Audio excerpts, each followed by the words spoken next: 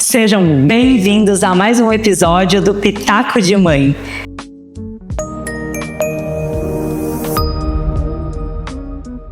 Esse lugar foi criado com a intenção de acolher, de compartilhar esse universo lindo da maternidade, respeitando cada individualidade, cada experiência, sem julgamento, sem a intenção de ter certo ou errado. Seja muito bem-vinda. Hoje a gente vai trocar com a Carol, depois a gente vai apresentar ela. Meu nome é Rosela, eu sou mãe da Joana e mãe da Isabela. Olá pessoal, eu sou a Arielle, mãe da Alice de 1 ano e 2 meses, e o episódio de hoje ele vai abordar um assunto muito comum na vida de todas as mamães e também da rede de apoio. É um assunto cheio de significados, de afeto, de amor, mas que também carrega dor, culpa e talvez muitas frustrações. Então a nossa convidada de hoje, a Carol, ela vai nos auxiliar a compreender, a entender um pouco melhor esse ato, essa fase tão bonita, mas que pode bagunçar o emocional das mamães. A Caroline Marini de Carli, ela é fonoaudióloga, consultora de amamentação, mamãe da Maria Luísa, a Malu, né, Carol? E está aqui com a gente hoje para esclarecer essas questões sobre amamentação. Entre a expectativa e a realidade, como lidar com os desafios da amamentação? Explica pra gente, Carol, bem-vinda. Olá meninas, tudo bem? É um prazer muito grande estar aqui hoje com vocês. Fiquei muito feliz com o convite de poder falar sobre um assunto que é tão importante, né? Na maternidade é um momento pós-parto que é muito gostoso, é um momento delicado, mas é um momento também de muitos desafios. E na semana passada eu estava atendendo uma família no pré-parto, numa consultoria pré-parto, e o pai me disse: a gente veio procurar o atendimento porque um amigo meu me falou que se a amamentação vai bem, tudo vai bem. E de fato, né? E olha só, rede, né? De apoio. Rede de apoio. Maravilhoso marido, hein? Não. E é isso que a gente quer, né? Porque é isso, assim, a gente sabe que a amamentação, ela é um momento muito desejado pelas mulheres e é meio natural, né? A gente espera já que isso aconteça com o nascimento do bebê, tanto a rede de apoio, quanto a mãe e o pai. Mas também é um momento que, apesar de ser lindo, ele é um momento que muitas vezes traz dificuldades. E aí a gente se preparar para isso, né? Poder falar sobre esse assunto é muito importante. E se preparar também para isso, né? Desmistifica, né? É um lugar lindo e ele precisa de preparo também. E visto muito exclusivo da mãe. Então, né, o pai comentar, trazer uma frase dessa é muito interessante, porque a rede de apoio, de fato, pode contribuir de outras formas, né, Carol? Com certeza, né? A rede de apoio, eu digo que ela é fundamental nesse processo, né? A amamentação, ela não se faz sozinha, assim, a gente precisa construir ela. E tanto que nós temos um mês dedicado, né, para a amamentação, que é o Agosto Dourado. Então, é um mês que a gente realmente pensa em focar nesse assunto, em incentivar as famílias, em esclarecer. Então, para ver como ele é um assunto delicado, né? E a rede de apoio participando disso torna esse processo possível e mais fácil de acontecer. Porque para a mãe é um momento de muita doação, né? Quem já amamentou, né? A gente sabe que passa por um processo onde a gente precisa se dedicar exclusivamente ao bebê, basicamente. Então, a rede de apoio, ela vai entrar dando suporte justamente para essa mãe, né? E o suporte, Carol, às vezes, assim, a pessoa pensa: nossa, mas o peito tá contigo, né? O que eu vou fazer nesse momento? Gente, você pode trazer a água, porque dá muita sede. Você pode apoiar a lombar, porque realmente, às vezes, eu pelo menos não me encaixava direito, tentava, no início, né? Principalmente até que não tem um pouquinho mais da técnica, né? Porque também a prática vai aprimorando. Sim. E essa questão da técnica que a Arielle falou, às vezes a gente, por ser mamíferos, né? Opa, isso é uma coisa natural, vai acontecer, o bebê vai pegar aqui, ok. Não, tem uma técnica, veja bem, né? Sim, e eu acho que esse pensamento, sabe, é uma das maiores causas das frustrações na amamentação, né? Porque a gente, na gestação, a gente se prepara tanto pro pós-parto, se prepara para a via de parto, né? Como eu vou ter o meu bebê, faz um acompanhamento. E a amamentação, ela é deixada de lado, né? Isso, porque daí a gente pensa, não, amamentar é instintivo, né? Nós somos mamíferos, colocou o bebê mamar e tá tudo bem. O bebê precisa comer, ele vai mamar. Ele vai mamar. Sabe que eu assisti até uns videozinhos que eles botavam o bebê recém-nascido e ele ia até o mamilo. Daí eu pensava, eu acho que é isso. Acho que é bem essa palavra que você usou, instintivo. Ele vai procurar. Mas tem um pouquinho, eu acho, né? Tem um pouquinho, mas assim, você dá, talvez na técnica, Tu vai ajustar, né? Isso, porque acontece, essa busca do bebê, geralmente ela acontece na primeira hora de vida, né? Logo no pós-parto. Então, por isso que a gente tem a hora de ouro, né? A golden hour, que é logo após o nascimento do bebê. E a intenção é que a gente imediatamente coloque o bebê mamar, porque ele já tá com esse reflexo de sucção pronto. Então, ele sai procurando, buscando, e aí ele vem, né? Ele sente o cheiro do líquido amniótico na mama, que a gente produz, né? A mulher produz, ainda libera o cheiro do líquido amniótico na mama, e por isso que o bebê, ele geralmente vai procurando, né? Quando tá no colo da mãe, ele busca, ele procura. E na primeira hora do pós-parto, isso ainda tá muito intenso no bebê, porque a sucção já tava pronta, né? Lá na gestação, o bebê já sabe sugar. Então, ali é instintivo. Ali é instintivo. Mas a coordenação do sugar, engolir e respirar e compreender que ele precisa sugar para se alimentar é um aprendizado. Querido dos bebês, né? E aí, é o seguinte, saiu dali, você tem que aprender tudo muito junto, muito rápido. Primeiro tem que aprender a respirar sozinho, tem que aprender a se alimentar, tem que estar vivendo num ambiente que é um ambiente diferente, mas eles têm que se adaptar. Em rede de apoio para eles, né? Não é fácil ser bebê, eu sempre digo para as mães, não é fácil ser bebê, a gente imagina que não é fácil ser bebê. Se pra gente que é mãe, né, tá sendo difícil, a gente tá aprendendo esse processo, imagina eles. Imagina a insegurança dele para sobreviver, né? E a nutrição, a amamentação é isso, é sobrevivência. É sobrevivência, e aí se a gente não utilizar, né, as estratégias adequadas, não souber como trazer esse bebê pro nosso peito, como posicionar, a chance dessa amamentação ter sucesso é muito pequena, né? Porque a gente cai naquela intenção de que é instintiva, eu vou colocar o bebê, ele vai vir no meu peito e tá tudo bem. E não, né? E às vezes a própria rede de apoio acha isso. Às vezes eu vejo assim nas consultorias, tem mães que me chamam na consultoria e dizem, depois de muita insistência, assim, eu tô te chamando porque ninguém mais acredita que eu vou conseguir amamentar. Ou porque, né? Porque as pessoas, às vezes, na intenção de não ver a mulher sofrer também, né? Isso eu percebo muito, né? Às vezes, no início, é um sofrimento ali pra mãe, no sentido de que ela tem que se dedicar só pro bebê. Muitas vezes aparecem as fissuras, aumenta, né, a mama repentinamente, então dá o engurgitamento mamário, ele empedra a mama. E aí toda a rede de apoio fica também compadecida com essa mãe, né? Porque insuficiente. E aí as mães muitas vezes vão buscar o atendimento porque não, eu acredito que vai dar certo, eu quero muito isso. Que aí muitas vezes a gente consegue nesse momento e mostrando também para a rede de apoio como que eles podem ajudar. Carol, eu já vi duas questões na rede de apoio.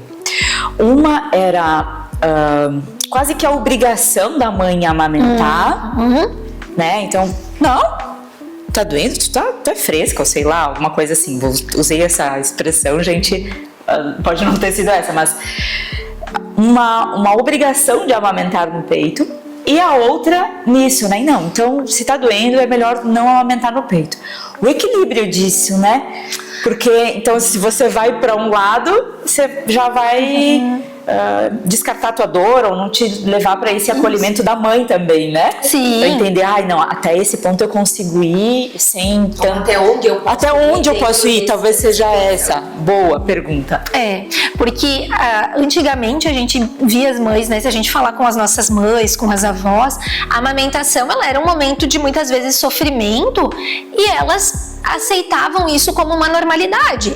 Sim, vai doer o peito, vai fazer fissura, vai sangrar. Normal. Mas bota o bebê mamar, tá calejando o peito, né? Isso a gente escuta muito ainda falar. Tá calejando o peito, o bebê tá aprendendo a mamar. Vai, mãe, aguenta porque vai passar e tu vai conseguir amamentar. E Hoje a gente vê que não precisa, né, passar por tudo isso, que a gente pode ter um equilíbrio.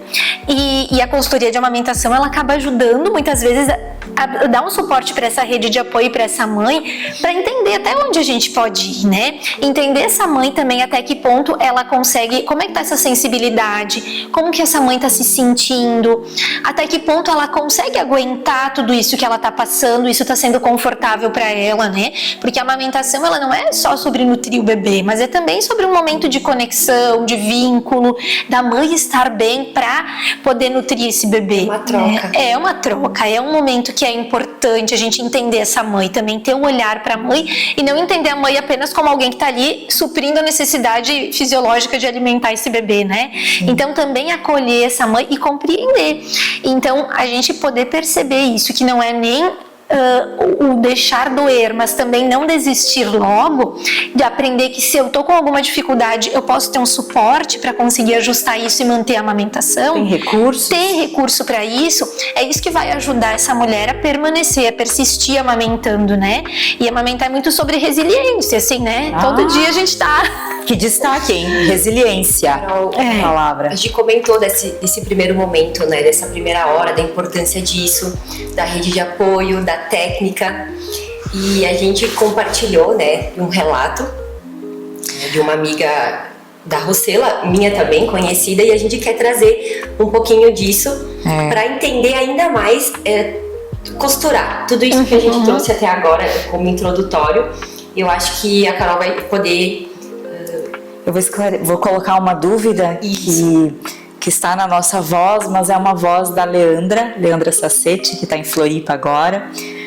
Joaquim vai beirando os 2 meses, talvez 45 dias. E ela teve assim um preparo para o parto, né? E se organizou com a rede de apoio, marido, sogra, todo mundo estava ali pronto para esperar. E na hora do parto foi para a rede privada, que é uma dos destaques que ela traz aqui. Então, às vezes, não é nem a questão do SUS ou não, gente. Não vai ter uma consultora de amamentação no hospital, né? Ela precisa ser contatada antes, né? Isso. Primeiro, eu acho que eu traria isso. E ela traz que na hora do hospital lá, nessa primeira pega, não deu muito certo. Ela tinha tomado um medicamento que, não sei agora o nome do medicamento. Ocitocina, talvez, que aumenta a produção. Que aumentou a produção de leite. E o primeiro momento, assim, que ela teve foi de muita dor, foi de não conseguiu, empedrou, né? Então, como esse primeiro momento pode impactar na qualidade ou no sucesso da amamentação? Esse primeiro momento, eu digo que ele é primordial, né? É nesse momento do nascimento do bebê onde a gente tem o maior risco de fissuras mamárias. E foi o que ela teve, daí ela colocou aqui, né? Então teve fissura nos 2 mamilos, com o peito machucado, uma dor terrível, né? E ela teve o acolhimento da rede de apoio, que foi isso que eu coloquei. Depois as técnicas ajudaram ela, principalmente a laser terapia, que ela destaca aqui. Mas acho que eu vou voltar, né? Lá no hospital, lá naquele momento, o que ela precisaria ou poderia saber que diminuiria isso, ou mesmo assim teria fissura? O que ela poderia, o que uma mãe que hoje está gestante, indo para o hospital, se preparando lá para o momento do parto, o que ela pode botar na bolsa da maternidade e também se preparar para a amamentação? Eu acho que o que a gente precisa levar junto na bolsa é informação prévia, né? É a gente se informar, ler, aprender sobre a amamentação antes mesmo da gente chegar no hospital. Não esperar que esse bebê nasça pra gente ver como vai ser esse processo do amamentar, né? Porque é um momento novo. Esse momento onde o bebê nasce, ele tá com os reflexos ativos, mas é um momento novo pra mãe, é um momento novo pro bebê, eles ainda não se conhecem. É a primeira vez que, eu digo, por mais que a mãe seja mãe de segunda viagem, terceira, é a primeira vez que ela é mãe daquele bebê. Então aquele bebê é diferente do filho anterior, né? É uma experiência diferente, ela tá num momento diferente. Então se preparar para isso vai fazer diferença, né? Sendo rede pública, sendo rede privada, o preparo vai fazer diferença, porque nem sempre a gente vai pegar alguns profissionais que vão nos auxiliar naquele primeiro momento, né?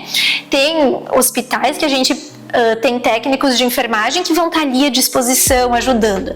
E tem realidades que a gente não tem esse auxílio, né? É um pouco de sorte nesse momento, né? É um pouco Seja de sorte. a obstetra, a pediatra, porque são profissionais que acompanham ali. Às vezes é o plantonista, né? Às vezes a mãe escolhe não levar o seu pediatra, não tem né? condições, enfim, né? E daí é o plantonista. Então pode ser que você conecte com o pediatra, com o obstetra e com as enfermeiras. Eu tive a sorte de ter uma enfermeira que tinha essa questão ela era consultora. Aí ela veio no quarto e eu pensei, nossa Deus, Mas não querida. necessariamente precisa ser uma consultora para dar essas dicas, Carol. Não precisa. Pode contribuir de alguma forma, ou os médicos, os outros profissionais. Sim, os profissionais geralmente que trabalham nessa área materno-infantil, eles têm já habilidades, né, em contato com mãe e bebê, em auxiliar nesse primeiro momento da pega, né? O que a mãe precisa cuidar nesse momento que é importante lembrar? E eu sempre digo, falar isso pro pai ou pro acompanhante que vai estar naquele momento, né? Porque a gente no pós-parto muitas vezes não tem ainda muita clareza das ideias. Então, o pai ou o acompanhante é que vai nos ajudar muito nesse momento. Então, conversar com o acompanhante antes do parto e lembrar, a gente precisa cuidar a pega do bebê, o posicionamento. Então, geralmente a mulher tá ali deitada nesse primeiro momento, né? É um momento que é difícil de se posicionar. Quem sabe tenta virar mais de ladinho, ajusta o bebê, traz o bebê pra ti, faz uma pega adequada no peito, né? Posiciona ele, ajuda o bebê a abrir bocão, assim, para conseguir fazer uma pega mais aberta, mais adequada, para pelo menos nesse primeiro momento ele conseguir abocanhar o peito e começar a fazer um estímulo na mama. Olha só, isso que tu traz de novo da rede de apoio, de novo do pai, desde o primeiro episódio os pais estão sendo citados assim, ó, muito presentes, né? Então é o seu braço que vai estar com muito mais força, com muito mais conforto na hora de posicionar. Né? Porque a mãe possivelmente ou tá com a cesárea, tá lá com uma dor, já não consegue se inclinar direito. Que tá na posição correta e não tá. Então, nossa, esses pais, essa rede de apoio, assim, aliás, esse espaço do Pitaco de Mãe foi feito para vocês também, né? Às vezes o Pitaco de Mãe leva um público, é só para mães? Não, esse espaço é para vocês também.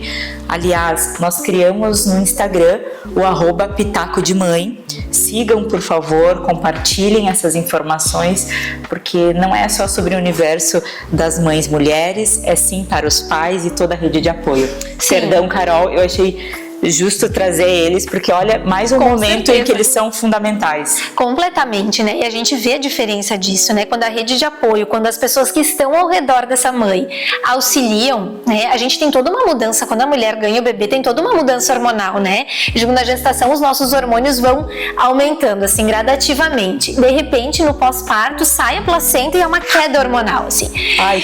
Então, se na gestação a gente já se acha estranha, né? A gente já tem que passar por vários processos de adaptação. Eu digo que no pós-parto é algo assim inexplicável, né? E é incontrolável, bagunça completamente, justamente por causa dessa mudança abrupta hormonal. E aí eu digo que o pai ou a pessoa mais próxima ali da mãe é a clareza, né? É o raciocínio naquele momento, porque a gente não, eu passei, né, pela experiência, a Maria Luísa tá com 1 ano e 6 meses agora, e o meu pós-parto, eu digo assim, que eu me sentia dentro de uma máquina de lavar roupas, assim, né? Eu tava muito bagunçada. Eu não tinha clareza sobre o que eu estava fazendo ou as decisões que eu tinha que tomar, né? Veja, é uma profissional que acompanha, né?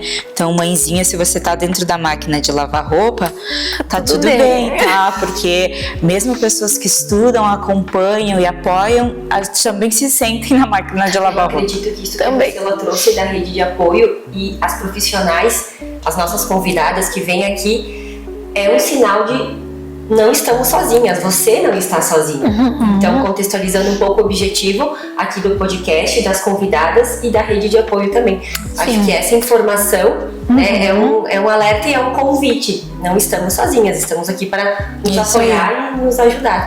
E quando a gente fala, né, em amamentação, é isso, assim, eu digo que a mãe não amamenta sozinha, né? Uma mãe que é sozinha, é muito difícil ela conseguir manter uma amamentação, porque são muitas coisas que dependem dessa mãe, né? Além de amamentar o filho, ela precisa se alimentar, se hidratar, organizar minimamente uma casa, né? Manter uma vida, uma rotina. E se ela tá sozinha, esse processo fica muito difícil. Desumano. Então, desumano. Tu não tem como dar conta de tudo ao mesmo tempo e fazer tudo bem feito, Então, né? a primeira dica, só para fechar essa primeira questão é: mãe que está indo para o hospital, leve ou veja antes informação sobre a amamentação e compartilhe com a rede de apoio essas dicas que você buscar. Algumas Isso. que a Carol trouxe sobre posicionamento, sobre a boca, né? O bocão, a gente diz que é o bocão do nenê, né? Eu sempre digo para as mães, ajuda a abrir bocão, né? A gente passa o bocão mesmo, porque bebê que vai com boquinha fechada não consegue fazer a pega no mamilo, né? Então, essas duas dicas a gente já, Já vai ter grifar para dar uma força. Sim, porque a chance da gente ter mais sucesso já nesse primeiro momento, ela é muito maior. E uma coisa que eu sempre gosto de falar para as mães, né, gurias, é que o pai, a gente usa ele muito como rede de apoio, mas eu digo que o pai, ele faz parte do processo, né? Quando eu converso com os pais, eu digo que tu não é rede de apoio, pai, tu é parte do processo. Cara, me corrigiu Os conceitos. Vou anotar isso. Até porque ele também tá desestabilizado em algum momento emocional ali, imagina, né, gente? Sim, e também no sentido assim de que, por mais que a mãe amamente, mas todo cuidado com o bebê, todo vínculo, todo contato é de mãe e pai, né? É mãe e pai. Então, assim, isso é uma coisa que eu falo muito para as famílias.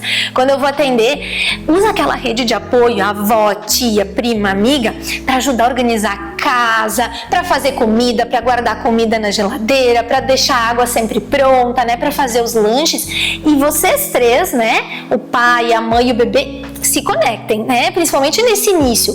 Porque quando a gente tem um início, principalmente esses 15, 20 dias pós-parto, quando a gente tem um início que ele é de vínculo, que ele é de contato, todo o processo vai se organizando, especialmente a amamentação, né? Porque aí a mãe e o pai vão conhecendo o seu bebê, vão conhecendo as necessidades, vão conhecendo os gostos do bebê, vão conseguindo ajustar melhor, vão se entendendo. Porque a amamentação é sobre conforto, prazer, segurança para a mãe, para o bebê, para o pai, né? Então é um processo de todos os três estarem juntos ali nesse Carol, momento. mais uma vez, você trouxe questões físicas, né? De posicionamento, de boca e também emocional, né? Então, você falou da nutrição, do aleitamento, do leite, do nutriente, da boca, do mamilo, mas tem um componente invisível que é o emocional, que é a conexão, o vínculo e esse alinhamento do pai e da mãe, da casa, né? Porque daí pode ter irmão, do ambiente, que traz um conforto emocional, posso trazer assim, que o contexto também se refere a... Sim, com certeza, assim, o emocional ele é fundamental nesse processo, né? Além da técnica, a gente ter esse acompanhamento, ter essa visão de que também a gente precisa se organizar para poder organizar esse bebê, né? A gente precisa estar bem. E para a mulher a demanda, né? Essa parte emocional, além das questões hormonais, a gente tem também todo um novo momento que a gente se encontra quando nasce um bebê. Será que a gente se encontra? Se é que Acho a gente se encontra. perde, gente. Assim... Não sei mais quem sou. Onde está você lá, aquela? E o puerpério emocional, né, diz que pode ir até os 2 anos de idade, né, da Então, criança. Tô ainda nele. Isabela, 9 meses. Exato. Não é só os 40 dias, né? Então a gente tem toda a questão hormonal nesses primeiros 40 dias, mas é isso, é uma bagunça na vida da mulher, né? Pra gente se encontrar de novo, entender quem a gente é, né? Eu digo assim que depois que a Maria Luísa nasceu, eu olhava meu roupeiro, gente, não dá mais pra usar isso, eu usava isso, a gente já não se identifica mais nem com as roupas, né? Então, imagina, né, com as nossas rotinas, com a nossa vida, é uma mudança muito grande. E aí tu pensar que tu precisa estar bem emocionalmente para nutrir o teu filho, porque ele depende de ti neste momento, né? E aí que vem a pressão psicológica, né? muito grande, assim. Sabe essas roupas que você abriu o armário lá? Fica outra dica também, pra amamentação, você tem que ter sempre camisa. Gente, não é fácil se vestir amamentando, sabe? Os vestidos vão ficar estacionadinhos por Entendeu? As blusinhas assim dá um trabalho. Não. Hoje, graças a Deus, tem as blusinhas que abre assim, né? Vira pro ladinho, o sutiã também, que Carol, facilita. Eu me preparei, eu me informei, fui pra maternidade com a informação lá na bolsa, deu tudo errado.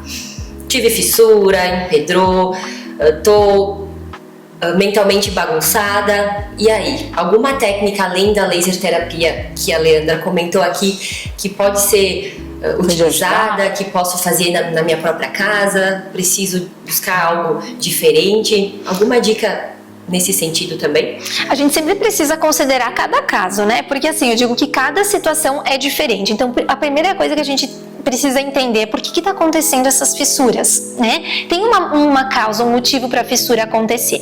Ao contrário do que muita gente diz, a fissura mamária ela não acontece porque o peito está se adaptando ao processo, né? Não é normal esperar que abra uma fissura no peito porque o peito é sensível.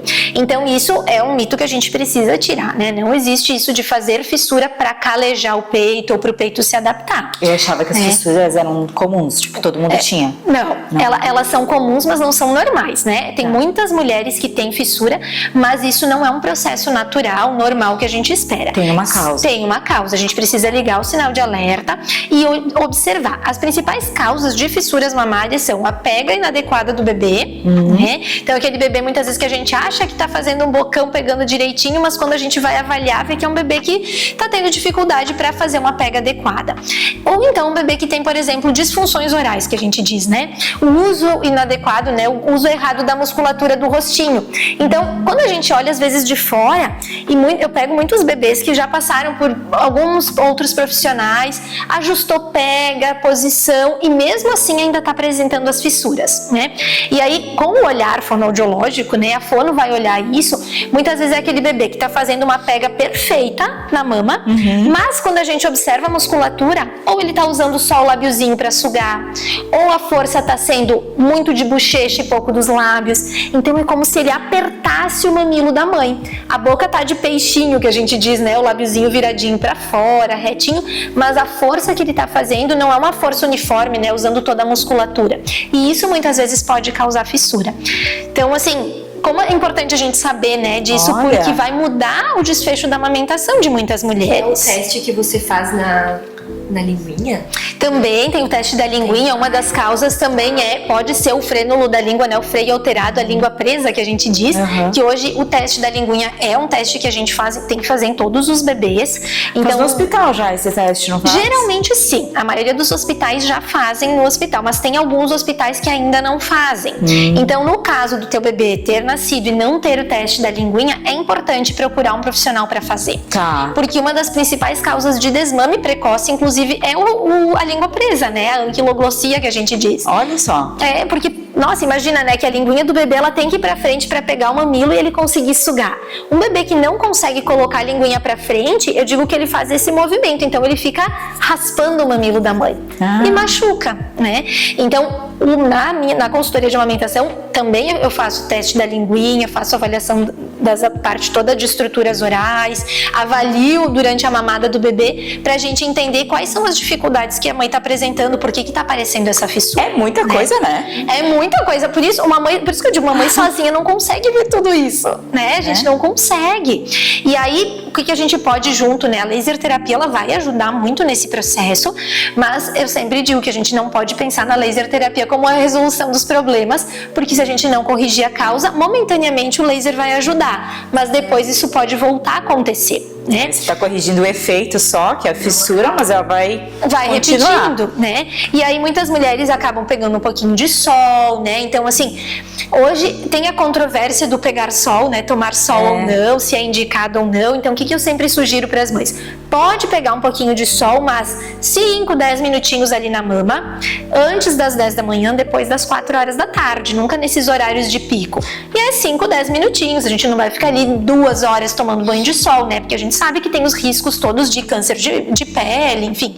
Então, é aquele laser natural que a gente diz do solzinho, justamente para ir ajudando essa cicatrização da pele. Sabe que eu fazia isso antes? Que funciona.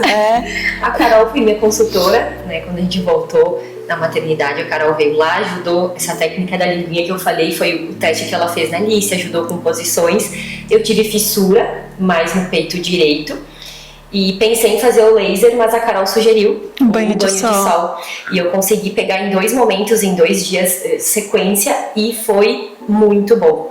Já notei de um dia para o outro como cicatrizou legal. E a minha maior dúvida era, Carol, devo continuar amamentando a Alice nesse peito fissurado? Porque dói muito. O que a Leandra relata ali, de fato, é verdade. Sim. Né? Maternidade real, amamentação real.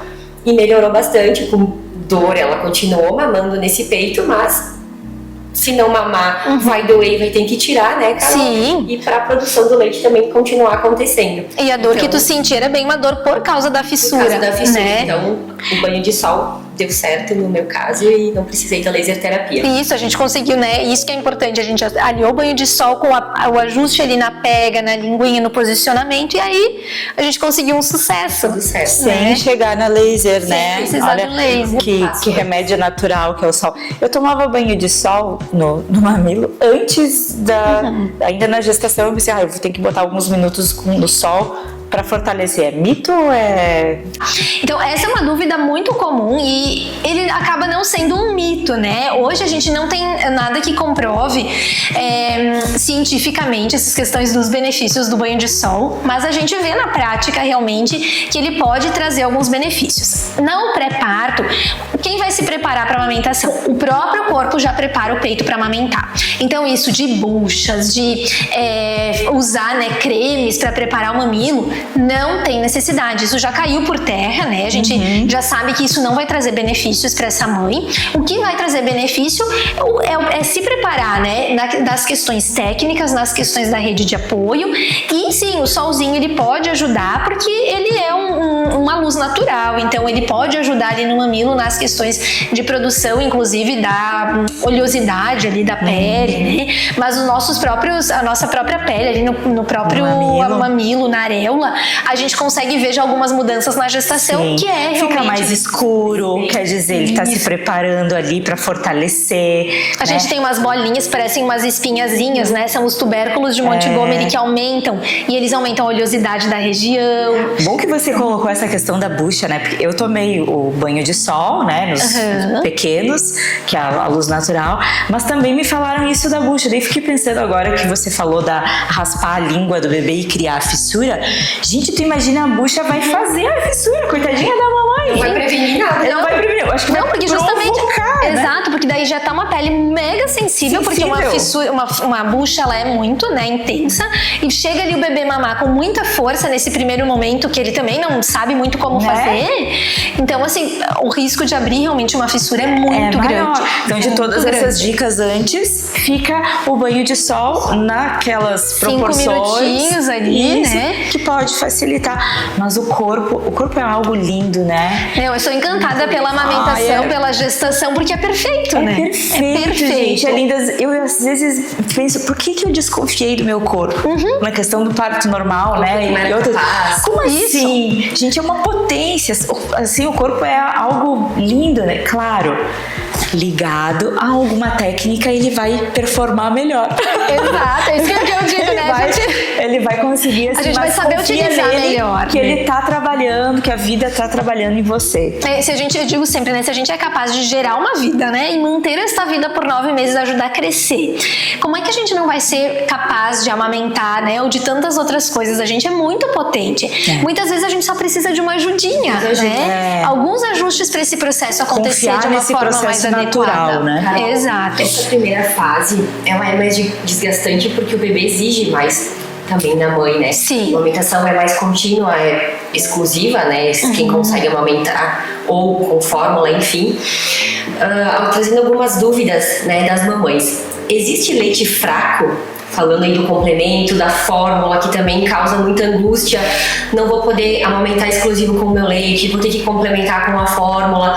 Precisa complementar o leite? Existe leite fraco? Como é que funciona? Aquela fase do colostro, gente, que não sai. É uma fase de pânico, né, pras mães, porque aí a gente olha pro peito, vê algumas gotinhas só saindo e tu pensa, como é que eu vou manter essa criança viva, né? A cada 3 horas, a cada 3 ou tem bebês que também tem uma demanda, né, maior. É normal ter uma demanda maior? Sim, o que acontece, né? Essa questão do leite fraco, acho que é um dos maiores mitos que eu escuto, né? E isso é muito recorrente nas consultorias. Porque é justamente isso, a gente muitas vezes não confia no nosso corpo, né? E quando a gente introduz a fórmula, esse mito ele fica mais intenso ainda. Porque aí o que acontece? O que as mães veem? O bebê mama no peito, ele dorme uma horinha e pouco, ele começa a chorar, já quer mamar de novo, muitas vezes. 2 horas. A gente dá fórmula, o bebê dorme 3, 4 horas. Ah, que mágico. Mágico, pronto, meu leite, viu? Meu leite que é fraco, meu leite que não sustenta. É o que as mães logo pensam, né? E na verdade não, o que acontece? O leite, ele é espécie específica, ou seja, ele é produzido especificamente para o teu bebê. Por isso que cada mãe vai ter uma produção de leite diferente, uma quantidade diferente, vai ter os anticorpos, a cor do leite, ela muda de uma mãe para outra, justamente porque o meu leite, ele é próprio para minha filha, e o leite de vocês vai ser específico para os filhos de vocês. Então, e essa questão do leite fraco, ele não existe. O que muitas vezes dá essa confusão é a introdução da fórmula, porque eu explico para as mães assim, que a fórmula, ela é como se fosse uma feijoada. A gente come, né, a feijoada, assim, come, se esbalda, tu leva a tarde inteira para ir digerindo aquela feijoada, né? Sente cheio, pleno, vai ter fome só de noite. O leite materno, ele é aquele prato equilibrado que a gente come no dia a dia, o arroz, o feijão, a salada, uma carne, que tu vai estar bem alimentado, mas ali umas 3, 4 horinhas tu vai ter fome, vai precisar fazer outro lanche e assim vai indo. Então, essa é a comparação, assim, que eu gosto de fazer, muito né? Boa, gostei dessa. Porque é essa sensação que dá... Elucida, né? Não é porque a gente comeu um prato equilibrado que a gente não está nutrido ou que a gente está mal alimentado, né? E a fórmula do mesmo jeito. E como o leite materno, ele chega no intestino do bebê, ele é pronto, ele é perfeito para o intestino do bebê. A absorção, ela é rápida, ele faz uma digestibilidade muito rápida, tanto que o bebê que mama no peito, geralmente ele faz muito mais cocô, um cocô mais molinho, porque ele entrou, o intestino processou e já libera. Então o bebê já tem fome de novo. E o que acontece? A magia é isso, né? Esse bebê vai mamando com frequência, vai aumentando a produção de leite. Que o peito é fábrica, não é estoque. Então quanto mais leite sai, mais leite é produzido. Então a sucção, ela vai estimular, né, a produção. Aí se você pode estar se questionando se não tem muito, vai ficar menos. Menos ainda. E às vezes essa questão de ofertar fórmula com frequência, o que acontece? Nesse horário eu não vou dar fórmula, não vou dar o meu peito. Muitas mães, de noite, eu vou dar a fórmula pro bebê dormir a noite inteira. Imagina que ali tu já vai ficar 1 ou 2 horários, pelo menos, sem oferecer o teu peito. Então o corpo começa a entender, bom, eu não tá saindo muito leite, eu posso já diminuir produção, porque a demanda tá menor. Conforme a demanda. Conforme a demanda. Interessante, né? Tá, e o corpo. Então, né? Nosso corpo é perfeito, né? Eu nem sei se a gente, com certeza, eu pelo menos não teria essa capacidade de, né? E a natureza vem assim numa maestria, né? Sim. Produzir especificamente pro bebê também é uma coisa, né? E as épocas das pessoas que amamentavam, né? Ou os estoques de leite. Eu doei leite para o hospital, né? Isso, e daí aquele meu leite era da Isabela e agora vai para outro bebê. Mal não vai fazer, né? Nos bancos de leite isso é possível porque o leite, ele é pasteurizado, então ele passa por todo um processo, né, de tratamento, enfim, para poder armazenar e ele ter uma durabilidade e oferecer para outro bebê sem que isso cause prejuízos. Entendi. Agora, é contraindicado oferecer, né? Tu tá, por exemplo, ainda amamentando, tu oferecer para vizinha, oferecer para minha filha, porque essa análise, sem ter isso, porque a gente não sabe, né, a condição de saúde dessa mãe, a gente não sabe a condição de saúde da outra mãe, né? Então daqui a pouco a gente vai estar trocando bactérias, vírus entre os bebês, entre as mães, ou alguma doença que às vezes a gente não tenha diagnosticado e que pode passar pelo leite. Aliás, isso é um serviço que os hospitais aqui em Caxias, pelo menos eles vinham coletar em casa, como eu tinha feito os exames, né, logo pré-natal ali, logo na hora do parto, então já sabiam a condição, eles buscavam em casa, não precisava nem, acho que também fica uma dica para mãe que pode doar, para as mães que não conseguem ou que tem uma questão ali de bebê prematuro. Muitas mães estavam nessa busca do leite em função da prematuridade, também não sei se isso é... Sim, porque esses bebês prematuros, muitas vezes, principalmente no início, né, as mães ainda não têm um volume de leite tão grande.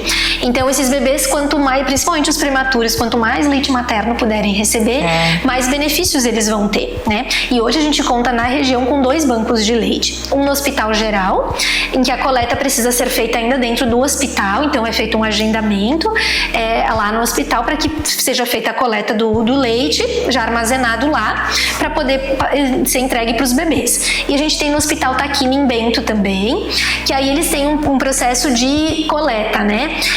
Então é importante entrar em contato com esses hospitais para entender exatamente como funciona a coleta, mas que faz muita diferença, né? Então assim, tu tá com muito leite, tá sobrando teu leite, olha quantos outros bebês tu pode nutrir de forma adequada, né? Trazer benefícios. Pensando principalmente nesse momento, né, de colostro. E aí o colostro né, tu me perguntou primeiro do colostro, enfim, e é uma das maiores dúvidas que a gente fica, achando que a gente não vai conseguir alimentar o nosso filho. Mas se a gente for lembrar que o estômago do bebê no primeiro dia de vida cabe 5 a 7 ml de leite, então é um volume muito pequenininho, né? E por isso que o nosso peito produz um volume menor de leite ali nesse início. Depois vem, né, a partir do terceiro, quinto dia ali é que vem a pojadura, que aí o peito, eu digo que da noite pro dia enche, aí né? Vaza, aí tem outras questões. Isso, daí vem outra fase, né? No início a gente fica preocupado porque não tem leite suficiente, depois tá vazando. Tá vazando, tá empedrando, né? Carol, e a questão de bico? Bico de silicone ou prótese de silicone? Mito ou verdade? Atrapalha a amamentação? Então, são coisas diferentes, né? A prótese de silicone, a gente precisa sempre considerar como ela foi inserida, há quanto tempo, como é que foi o procedimento que foi realizado, né? A gente sabe que as próteses de silicone que são colocadas via areola têm maior risco de ter obstruído, né, cortado ductos mamários, que é por onde sai o leite. Olha! Então, isso é bem importante a gente saber. Ai, que legal! Né? Como que foi feito? De mãe pra mãe. De mãe para mãe. Tem mulheres que têm prótese de silicone, amamentam tranquilamente, tem uma produção de leite super adequada, não interfere em nada. E tem mães que a gente já nota uma diminuição na produção de leite. E às vezes não é nem na produção, mas... Oi, Carol. E assim como tem outras mães que têm silicone e acabam tendo um pouco de dificuldade na extração, na saída desse leite, né? Então, a avaliação ela precisa ser feita. Com relação ao bico intermediário de silicone, a gente sempre pensa que ele é um objeto, né? É algo que ele é artificial. Então, sempre precisa considerar situações que vale a pena utilizar o bico de silicone ou não, porque ele pode ajudar, mas também ele pode trazer muitos prejuízos, tá? Então, a dica é essa, assim, não usar o bico de silicone como primeira opção, né? Que é aquele biquinho que a gente põe na frente da mama para fazer um bico, né? Para as mães que têm, por exemplo, um mamilo plano. A gente sempre precisa avaliar, tentar outras técnicas primeiro para depois, em outro momento, ir para o bico se for necessário. Para ter esse contato da pele. A única questão desse bico de silicone então seria não ter a boca do bebê com a pele da mama. Isso, tem a questão de pele a pele, tem a questão da pega do bebê, que muitas vezes ele atrapalha a pega, né? Se a gente não fizer um posicionamento adequado do bebê, ele pode fazer uma pega com a boquinha mais fechada, isso atrapalha na produção de leite. Então, alguns fatores vão interferir nesse momento, né? Antes passa por tudo isso, depois vai pro silicone se tiver que... Porque a gente acaba tendo, né, algumas pessoas que acham que ele é a salvação, mas a gente tem que ter esses cuidados também. Mas lembrando também que são técnicas e experiências que pode ser pontuais e particulares e tá tudo certo também, né, Carol? Isso. Então se adapta àquilo que for melhor para a realidade de cada família e de Boa, porque... Com certeza. a gente salientar isso que, eu vou dizer, pra mim o bico deu super certo e foi a forma que eu encontrei. Que bom, né? Mas talvez não seja a primeira opção como a Carol tá apontando. Assim como, pra mim, eu não quis amamentar ou peguei a fórmula porque tinha questões de trabalho ou questões pessoais. Né? Esse espaço é bem isso, sem julgamento. Tem uma informação, tem algum caminho, uma técnica, né? Que vai servir. Mas você vai adequar. Porque é muito particular, né? Da experiência e do contexto de cada família, né? Se eu me sinto bem fazendo de tudo, tentando fazer esse bebê mamar, tá tudo bem. Se pra mim não tá confortável, já tá ficando estressante, eu não tô mais suportando isso, não tá fazendo bem pra mãe, muitas vezes, a fórmula é que vai resolver. Tá tudo bem. Você Acho tá que é importante se conhecer exatamente por isso, que o bebê ele precisa se alimentar. Isso. Então tem que ser uma alimentação que seja bom para todo mundo. Que lindo isso. Acho que esse merecido esse acolhimento para as mamães. Falando agora de uma outra questão, que é uma preocupação particular minha também, a questão do desmame, Carol. A gente fala, né, as técnicas para conseguir, para estar confortável, para poder nutrir exclusivamente do peito. E pra desmamar esse bebê, como é que... Que gostou, que passou por todas as etapas. A gente se dedicou tanto. Desmamar essa mãe. Hoje é a parte mais difícil. Não sei se existe técnica, não existe receita mágica pra nada, né? Mas qual é o momento? Como eu vou sentir isso? O bebê vai dar sinais, o corpo dá sinais. Ajuda a gente, por favor. O desmame é outro momento, né? Às vezes as mães, elas, tu me ajudou a mamar, agora tu vai me ajudar a desmamar essa criança, né? Porque gostou tanto que agora não quer sair. E a gente falou de dor, de fissura e tal. E depois tem um local lá, uma amamentação, que é prazeroso, é delicioso. Nossa, é aquele cheirinho, é aquela mãozinha, é todo, assim, é uma coisa deliciosa. Eu amo, é um carinho. E a gente esquece todas essas dificuldades que se passou, porque aquele vínculo, aquele momento está tão gostoso, que tudo aquilo que a gente passou lá atrás ficou esquecido, Exatamente. né? A gente gostaria às vezes de ficar amamentando eles eternamente, assim, né? Mais a mamãe ou o bebê? Eu, assim, né, me atrevo a dizer que eu acho que é realmente um desmame da mãe, né? Porque o desmame, eu sempre digo que ele tem que ser um momento da mãe e do bebê. Os dois têm que sentir que está na hora, né? Porque às vezes a gente fica na pressão de, mas já tem 1 ano e 8, 1 ano e 7, 2 anos, ele tem que desmamar, né? Já tá grande. 5 anos e vai estar pendurado. Vai estar pendurado. Exato. Mas se pro bebê e pra mãe aquilo tá bom, se pra mãe não tá desgastante, se tá confortável, vai até o período que for confortável pros dois, né? Agora, quando chega um momento, muitas vezes, a mãe começa a pensar nesse desmame porque pra ela já não tá mais confortável. Então, o segredo, acho que é perceber o momento para a mãe e para o bebê. Os sinais do bebê, né? Quando ele começa já não ficar mais tanto no peito, ou quando ele começa já ficar mais atraído por outras coisas, vem pro peito só de vez em quando. Sentir que para mim, às vezes isso já tá me incomodando, eu já não tenho mais tanto prazer em amamentar. E tá tudo bem não sentir mais prazer em amamentar em determinado momento, né? Porque tem alimentação, né? Exato, chega um outro momento. E os ciclos, eles começam, mas eles terminam também. Não vai mais ser exclusivo pro bebê a partir do momento que ele começa a se alimentar. Isso, a partir dos 6 meses a gente já começa, né, com a introdução alimentar. Eu acho que muda também um pouquinho, né? Muda. Da explosividade do leite. Isso, o leite, depois de dos 6 meses até 1 ano, ele ainda é a principal fonte de alimentação, por mais que tenha os alimentos, mas a partir de 1 ano já esse leite ele é complementar, né? A criança já deve estar comendo a comida dos pais, eu digo dos adultos, então ela já tem uma alimentação variada que vai suprir, né, as necessidades de nutrientes e calorias, e esse leite ele vai entrar na parte do cálcio, na parte de complementação. Então já é uma fase que a gente já começa a entender esse leite, mas a gente não está mais precisando alimentar esse bebê exclusivamente. Já é uma criança que consegue se nutrir de outras formas. É mesmo o carinho, né? É o mesmo carinho. Vai a sensibilidade de corpo parar essa produção? Ou até que o bebê mamar ele vai produzir? Até que o bebê mama vai ter leite. Tanto que muitas mulheres quando desmamam, por exemplo, a Maria Luísa, ela desmamou por conta, né? Pertinho de 1 ano. Super independente. Ela sentiu que não queria mais, ela olhou. Nada vai. Obrigada, né? Vai lá ajudar outros bebês a mamar, eu já curti a experiência. Ela não quis e aí tudo bem, assim, né? No primeiro momento eu fiquei um pouco assustada, como assim? Porque eu achei, né, como que eu vou ficar?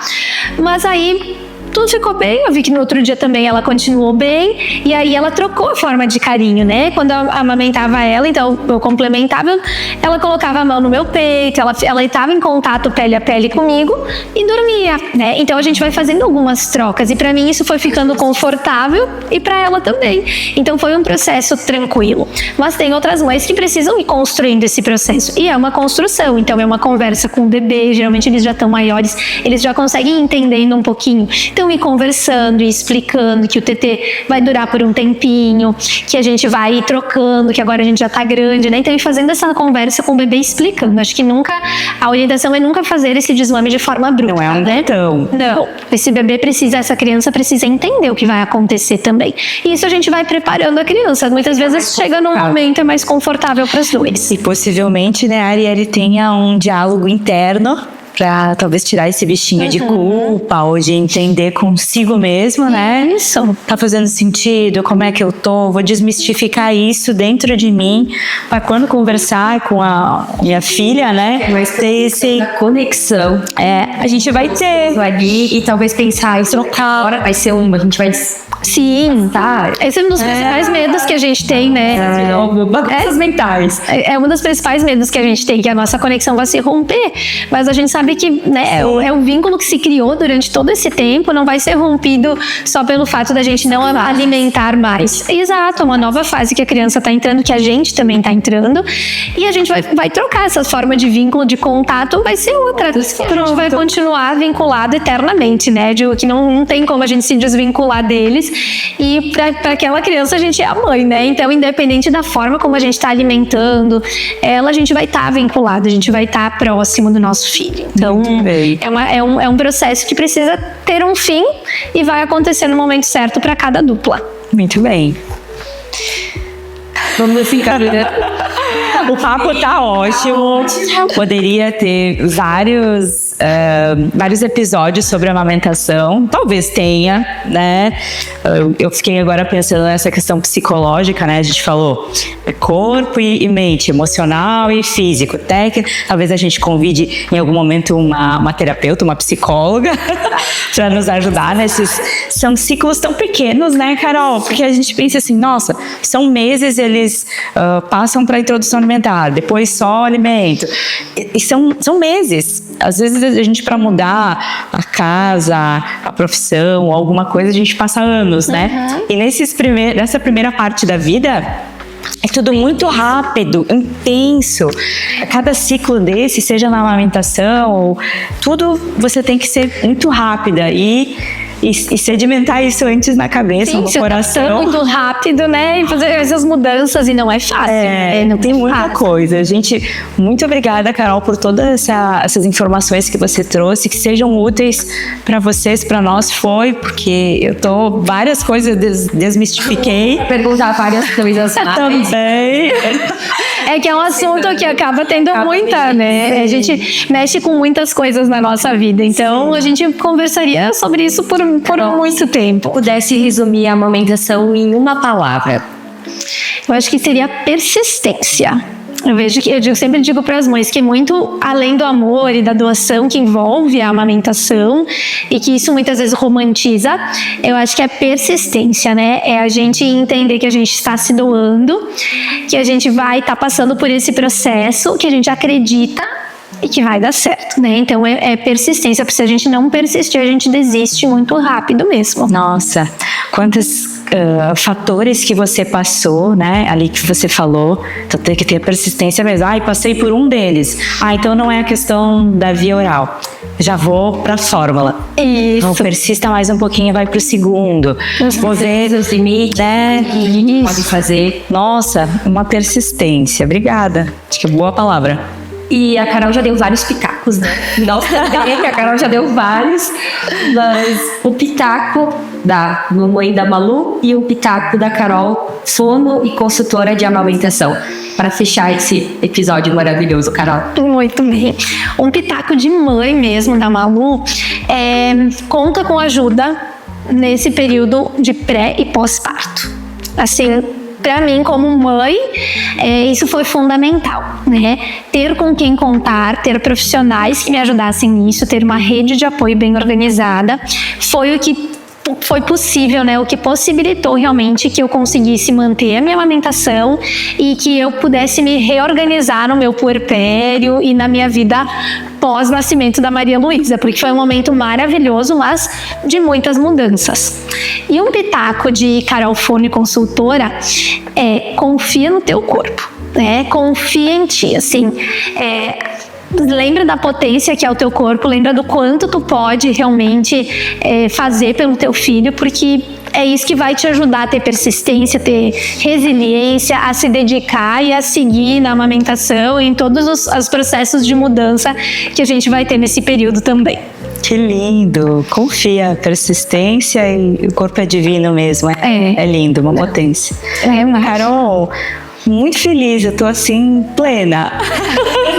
Com muitas dúvidas ainda, claro, mas eu fui bem alimentada, bem nutrida, com todas as tuas dicas, assim, toda a tua generosidade, assim, veio com tanta simpatia e com tanto apetite também, né? Porque ela chegou aqui já trocando, já falando.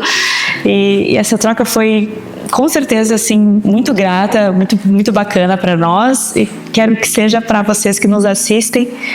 Nós trouxemos um presente, que ele faz parte do nosso quadro. Essa orquídea viva, para que você alimente ela com carinho. Muito obrigada. Que seja a representação da nossa gratidão. Obrigada, tá? Obrigada mesmo. Foi muito linda. Obrigada novamente ter aceito o convite. Parabéns por você entrar na vida dessas pessoas também e auxiliar com a tua técnica, com as tuas dicas, com os teus pitacos, que tu continue com essa carreira, com essa trajetória linda, né, que nutre, que dá força, que é potência. A gente fica muito feliz em te receber aqui, que você tenha aceito o nosso convite. Obrigada, Sela. Obrigada, Eri. Obrigada a vocês que nos assistem e nos assistam. Por favor. Sigam o Pitaco lá no canal do YouTube, agora no Instagram também, o Pitaco de Mãe. Acompanhe a gente, tragam sugestões, que é muito importante. E até o próximo episódio. Muito obrigada. Obrigada. Tchau, tchau, gente. Ai, muito obrigada. Obrigada.